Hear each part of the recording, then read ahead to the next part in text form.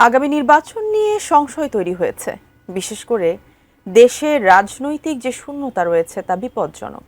Mob সন্ত্রাসের কাছে গণতন্ত্র জিম্মি, আর এ থেকে উত্তরণে গণমাধ্যমের জোরালো ভূমিকা প্রয়োজন। রোববার দুপুরে রাজধানীর এক হোটেলে তারেক রহমানের প্রত্যাবর্তন উপলক্ষে আয়োজিত বিএনপির মত বিনিময় সভায় উঠে আসে এমন উৎকণ্ঠার কথা।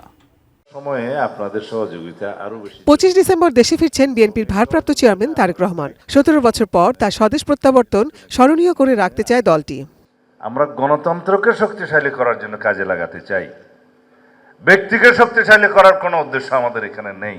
তারেক রহমানের প্রত্যাবর্তনকে কেন্দ্র করে গণমাধ্যমের সঙ্গে রোববার রাজধানীর একটি 5 তারকা হোটেলে মতবিনিময় সভার আয়োজন করে তারেক রহমান স্বদেশ প্রত্যাবর্তন অভ্যর্থনা কমিটি, যেখানে অংশ নেন দেশের বিভিন্ন গণমাধ্যমের ব্যক্তিত্বরা।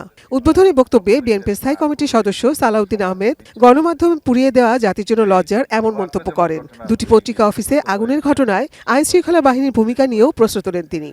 বাংলাদেশের খ্যাতনামা পত্রিকা অফিসে প্রথম আলো, ডেইলি স্টার যেভাবে জ্বালিয়ে দেওয়া হয়েছে, পুড়িয়ে দেওয়া হয়েছে, এরকম দৃশ্য সারা বিশ্ব দেখেছে। সেটা আমাদের জন্য লজ্জার জাতি হিসাবে। এখানে সরকারের দায়িত্ব ছিল সবচেয়ে বেশি, কারণ এরকম একটা প্রেডিকশন, একটা অনুমান ইন্টেলিজেন্স রিপোর্টে থাকে সব সময়, কিন্তু সেটা আমলে নেওয়া হলো না কেন? কথা বলা ও মত প্রকাশের স্বাধীনতার উপর আক্রমণ কেন, প্রশ্ন তোলেন বিএনপির সিনিয়র যুগ্ম মহাসচিব রুহুল কবির রিজভী। ভিন্নতা থাকতে পারে, কিন্তু সবকিছু মিলেই তো একটা গণতান্ত্রিক সমাজ, এবং এই সমাজের জন্যই তো আমাদের এত রক্ত দিতে হয়েছে, আমাদেরকে এত কষ্ট করতে হয়েছে।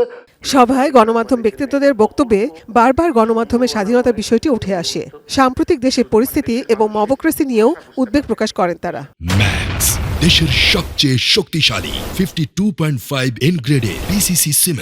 কেউ যখন কোথাও কোনো আশ্রয় পায় না গণমাধ্যমের কাছে, তখন তারা আশ্রয় পায়, কিন্তু গণমাধ্যম যখন কোথাও আশ্রয় পায় না তখন কার কাছে আশ্রয় পাবে সেটি কিন্তু একটা প্রশ্ন হয়ে দাঁড়ায়, এবং সেই প্রশ্নের মুখোমুখি কিন্তু এখন বাংলাদেশ অবস্থান করছে।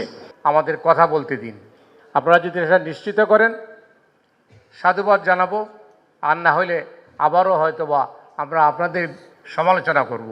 আমাদের এই 53 বছরের রাজনীতিতে বড় বড় অভিজ্ঞতা হলো যে কোনো সরকার কোনো দিন তারা ক্রিটিক্যাল জার্নালিজম অ্যাকসেপ্ট করে নাই। আপনাদের পার্টি থেকে একটা ইন্ডিপেন্ডেন্ট সার্ভে করেন, কোন সংবাদপত্র, কোন টিভি ইন্ডিপেন্ডেন্টলি করে, এথিক্যালি করে। Ethics ethics ethics. গণমাধ্যমে হামলার জন্য অন্তর্বর্তী সরকারের দুর্বলতাকেও দায়ী করেছেন বক্তারা। একই সঙ্গে আগামী নির্বাচন নিয়ে শঙ্কা এবং আগামী নতুন সরকারের কাছে প্রত্যাশার কথাও বলেন তারা। যেভাবে সারা দেশে একটা মপতন্ত্র তৈরি হয়েছে, যুক্তি তর্কের বাইরে গিয়ে এবং কোনো রকম চিন্তা চেতনার বাইরে গিয়ে, এবং বাংলাদেশের যে ভিত্তিমূল যার পক্ষে বিএনপি শক্তিশালী অবস্থান নিয়েছে, 71-এর মুক্তিযুদ্ধ, এটাই একমাত্র সমাধান সকল অনৈক্য, বিভেদ, বিরোধ, সংঘাত থেকে বের হয়ে আসা। রাজনৈতিক শূন্যতা ও মব সন্ত্রাসের কারণে দেশ বিপদ ও সংকটের মুখে পড়েছে, যা থেকে উত্তরণে গণমাধ্যমের ঐক্যের বিকল্প নেই। বিশেষ করে 5 আগস্টের পর অপশক্তির উত্থান প্রসঙ্গে সবাইকে সতর্ক থাকারও আহ্বান জানান সালাউদ্দিন আহমেদ। অপশক্তির উত্থানটা আমরা লক্ষ্য করেছি বিশেষ করে 5 আগস্টের পরবর্তী সময় থেকে এখন পর্যন্ত। জাতীয় ঐক্যকে ধরে রাখবো এবং জাতীয়ভাবে আমাদের সবাই এই বিষয়টাতে যাতে সচেতন হতে পারে। Nazia Afrin, ATN news, Dhaka.